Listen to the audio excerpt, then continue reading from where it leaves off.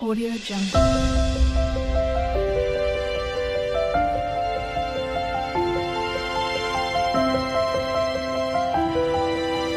Audio Jungle. सोमवार के दिन तू मेरे मंदिर के दरवाजे पर चौखट पर बैठ जाना, और दूसरा प्रतिदिन शाम के समय पर तू बेलपत्री के पेड़ के नीचे बैठ जाना। जो तेरी बेल वृक्ष के नीचे सेवा करने आए, जो शंकर जी के मंदिर में सोमवार को जल चढ़ाने आए, उसका जो पात्र जल चढ़ाकर जब वो घर लेकर जाए, उसके पीछे पीछे पात्र के पीछे पीछे तू जाना, और उसके घर में लक्ष्मी का भंडार भरकर आए। लक्ष्मी बेलपत्र के वृक्ष के नीचे तू विराजमान हो जा। उस बेलपत्र के वृक्ष के नीचे जो बुआरी लगाए, सेवा करे, चाकरी करे, एक बेटी को जैसे बड़ा करते हैं वैसे बेलपत्री के वृक्ष को जो बड़ा करे, बेलपत्री के वृक्ष का जो पालन करे, पोषण करे, उसकी संभाल करे, उस बेलपत्री के वृक्ष को जैसे जैसे वो उन्नति करे, वैसे वैसे उसके घर में समृद्धि बढ़ते जाए। जिसका खुद का मकान नहीं हो, खुद का मकान नहीं हो, किराए के मकान में रहते रहते जिंदगी बीत रही हो, खुद का नहीं, और बहुत दुख का जीवन चल रहा हो, बहुत कष्ट का जीवन, बहुत अपना खुद का कोई मकान नहीं, मान लो प्लाट है पर मकान बन नहीं रहा, या कोई प्रॉपर्टी अपनी नहीं बन रही, तो हम इस व्यासपीठ से कहना चाहेंगे कि एक प्रयोग अवश्य करिएगा, एक प्रयोग अवश्य। अपने आसपास के 5-6 बेलपत्र के वृक्ष देख लीजिए, अपने आसपास के नजदीक के 5-6 बेलपत्र के बड़े बड़े वृक्ष देख लो, या छोटे वृक्ष देख लो। उन 5-6 वृक्ष को धीरे धीरे उनकी सेवा करना प्रारंभ करो, उन वृक्षों को बड़ा करना प्रारंभ करो, उन वृक्ष के नीचे सफाई करना प्रारंभ करो, उन वृक्ष को जल देना प्रारंभ करो, उन वृक्ष को आप खाद देना प्रारंभ करो, उन वृक्ष की सेवा संभाल करना प्रारंभ कर दो, उस वृक्ष के नीचे बुआरी काटना प्रारंभ कर दो, झाड़ू लगाना प्रारंभ कर दो, उस वृक्ष के नीचे सफाई करना प्रारंभ कर दो। उस बेलपत्री के 5-6-7 वृक्ष को आप गोद ले लो। गोद लेना मतलब मैं इसकी सेवा करूंगा, मैं इसमें जल दूंगा, मैं इसके खाद दूंगा, मैं इसकी सेवा करूंगा, कुछ मत करो, बस केवल इस शरीर से उस बेलपत्र के वृक्ष की सेवा करना रोज प्रारंभ कर दो। 6 महीना इंतजार करना, 6 महीना लगातार सेवा करना, 7वां महीना आपका और हमारा, और बताना कि भोलेनाथ ने प्रॉपर्टी दिलाई कि नहीं दिलाई, और आगे बढ़ाया।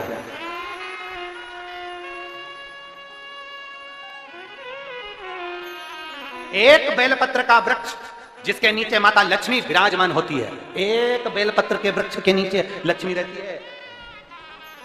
दुनिया के लोग कहते हैं लक्ष्मी जी का दिन कौन सा है, बोलो जम के जल्दी से। शुक्रवार।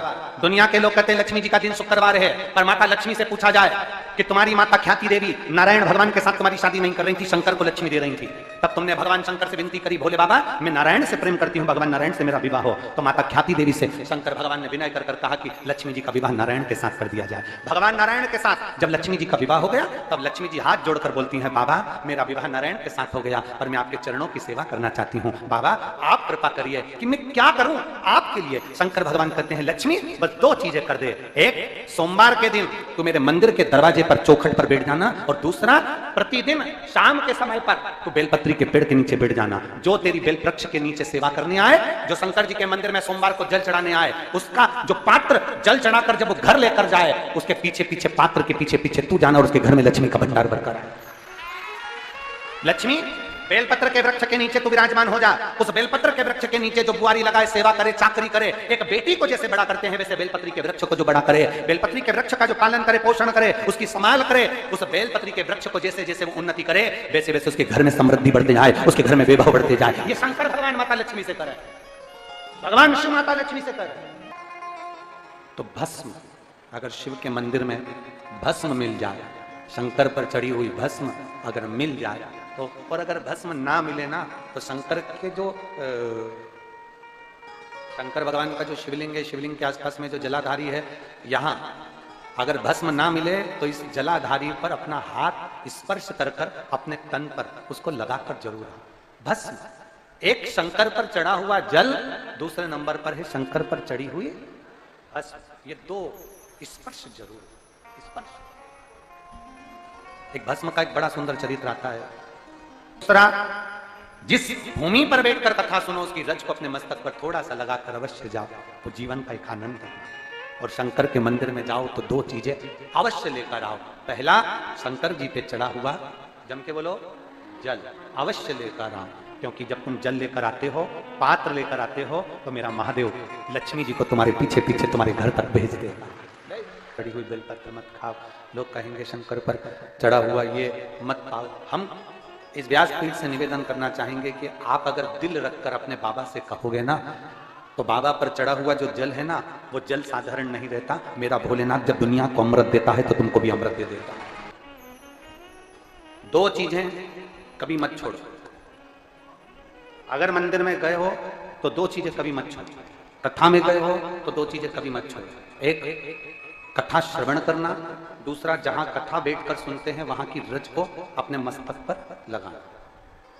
कथा सुनने के बाद आप यहां से जाओ, भले दरी बिछी है, आसन बिछा है, कारपेट बिछा है, उस पर अपना हाथ फेर कर उस रज को अपने मस्तक पर जरूर लगाओ। क्योंकि शिव पुराण में, भागवत पुराण में, स्कंद पुराण में, कूर्म पुराण में, नर्मदा पुराण में, लिंग पुराण में, नारद पुराण में, ब्रह्म वैवर्त पुराण में, जितनी भी पुराणे हैं सब पुराणों में लिखा है कि जिस स्थान पर बैठकर हम भगवान की कथा को सुनते हैं, उनको याद करते हैं, जितनी देर हम उनको याद करते हैं उतनी देर वो परमात्मा उस स्थान पर बैठा हुआ रहता है। हाथ रखकर बोलना, शंकर भगवान से तुम्हारा रिश्ता कौन सा? शिव जी से आपका कौन सा रिश्ता? शंकर भगवान को आप क्या मानते हो? हमने आपको एक संबंध बताया था कि सीहोर कुबरेश्वर धाम आपका मायका है, तो हम आपके भाई हैं, तो शंकर भगवान आपके पिता हैं, आपके बाप हैं, आपका बाबा है, आपका दादा है। अब आपसे हम प्रश्न करें, उत्तर मेरी कुरुत की बहनें भी देंगी और मेरे जीजा उन भी देंगे और मेरी बेटियां और मेरे बेटे देंगे। आपसे प्रश्न करें, अगर बेटी को दुख होगा तो क्या वो अपने बाप से नहीं कहेगी? बोलो तो जम के। बेटी को तकलीफ है वो अपने बाप से ना कहेगी। बेटे को तकलीफ है तो वो अपने पिता से, अपनी मां से नहीं कहेगा, मम्मी मुझे ये तकलीफ है, पापा मुझे ये दुख है, मां मुझे ये तकलीफ है, पिताजी मुझे ये कष्ट है। क्या वो अपने माँ बाप से नहीं कहेंगे? क्या वो अपने माँ बाप से विनय नहीं करेंगे? और माँ, पिता, फिर उसके करीब में, उसके नजदीक में जो भी होता है वो माँ बाप निकाल कर उसको दे देते हैं, माता पिता उसको दे देते हैं। माता लोग कहते हैं कि शंकर जी पे चढ़ा हुआ जल मत पियो, लोग कह देते हैं शंकर जी पे चढ़ी हुई बेलपत्र मत खाओ। कोई इस बहन से पूछे, सुनीता सोनी से, कि शंकर पर चढ़े हुए जल से उसकी गांठ जो डबल से उसके शरीर में आ गई थी वो समाप्त हो गई, तो जरा विश्वास करिएगा कि एक बेटी अपने माँ बाप से ही तो कहेगी, और बाप के पास में जो होगा वही तो अपनी बेटी को देगा दुख को मिटाने के लिए। तो मेरे शंकर भगवान के पास तो उसका चढ़ा हुआ जल है। दूसरा, जिस भूमि पर बैठकर कथा सुनो उसकी रज को अपने मस्तक पर थोड़ा सा लगाकर अवश्य जाओ, तो जीवन का एक आनंद है। और शंकर के मंदिर में जाओ तो दो चीजें अवश्य लेकर आओ। पहला, शंकर जी पे चढ़ा हुआ, जम के बोलो, जल अवश्य लेकर आओ। क्योंकि जब तुम जल लेकर आते हो, पात्र लेकर आते हो, तो मेरा महादेव लक्ष्मी जी को तुम्हारे पीछे पीछे तुम्हारे घर तक भेज देगा। दो चीजें लेकर अवश्य आओ। और शिव पुराण में जाओ तो दो चीजें लेकर अवश्य जाओ। पहले नंबर पर शंकर की कथा और अपने अंदर विश्वास कि मेरे महादेव की मैंने कथा सुनी है, अब मैं भटकूंगी नहीं। सारी दुनिया में मैंने ठोकर खा ली, अब कहीं ठोकर नहीं खाऊंगी, अब तो दरवाजे पर महादेव के जाऊंगी, बाकी की कह। दूसरा, कथा में बैठी हूं, बाबा के इस रज को, ये रज नहीं है, ये धूल नहीं है, ये मेरे बाबा के कैलाश 12 ज्योतिर्लिंग का चंदन है, इसको मस्तक चढ़ाऊंगे अपने हृदय से। लाते हो आप लोग? हाथ उठाओ जरा, रख लो, बहुत बढ़िया, प्रणाम आपको सभी को, नमन। 2 बूंद जल लेकर आओ, परला। नहीं पियो तो उस जल को अपने घर में छींट दो। नहीं पी सकते उस जल को छींट दो। सारे घर के लोग नहीं पी रहे, उस जल को मटके में डाल दो, हंडे में डाल दो। 2 बूंद जल हंडे में डाला, सब पी गए। आपको अलग अलग किसी को देने की जरूरत नहीं पड़ती, किसी को नहीं। हंडे में डाल दो, मटके में डाल दो, सब उस पानी को पीना राम।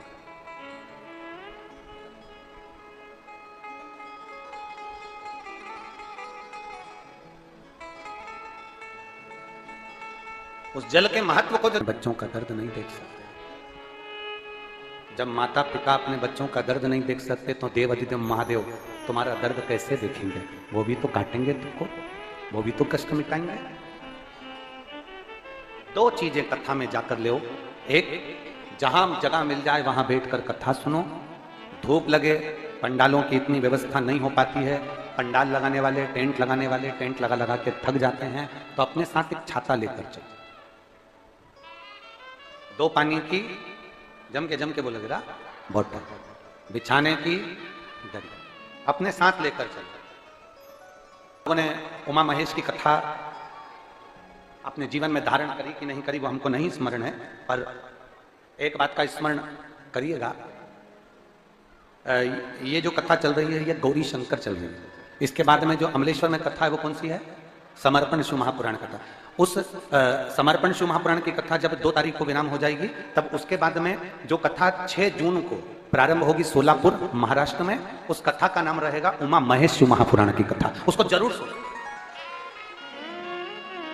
सोलापुर में जो 6 जून से कथा होगी उसका नाम उमा महेश शिव महापुराण, उसको सुनना, श्रवण करना, उसको धारण करना है। उसमें इतने प्रश्न माता उमा ने भगवान महेश से करे हैं और महेश भगवान शंकर उसका हर प्रश्न का उत्तर दे रहा है। भगवान महेश भगवान शंकर हर प्रश्न का। बाबा बोले माता उमा ने भगवान शिव जी से, महेश भगवान से, भगवान शंकर से करेंगे, बाबा भोलेनाथ जी बताओ, संसार में जन्म लेने वाले व्यक्ति के जीवन में उसके भाग्य में अगर सुख नहीं है, उसके भाग्य में खुशियां नहीं है, उसके भाग्य में कोई अच्छा है ही नहीं, तो वो जीव क्या करेगा? वो जीव क्या करेगा? भगवान शंकर कह रहे हैं पार्वती, संसार में जन्म लेने वाला मनुष्य अगर उसके भाग्य में सुख नहीं, उसके भाग्य में अगर खुशियां नहीं है, उसके भाग्य में अगर सुख नहीं है, उसके भाग्य में अगर अच्छा नहीं है, पत्रिका दिखा ली सुख नहीं है, कार्य कर देख लिया सुख नहीं है, तकलीफ उसकी जिंदगी में चल ही चल रही है, तो भगवान शंकर कहते हैं, भगवान महेश कहते हैं, उमा उस मनुष्य को दूसरे का अच्छा करना प्रारंभ कर देना चाहिए, तो उसकी अच्छाई अपने आप सामने आना प्रारंभ। Audio Jungle.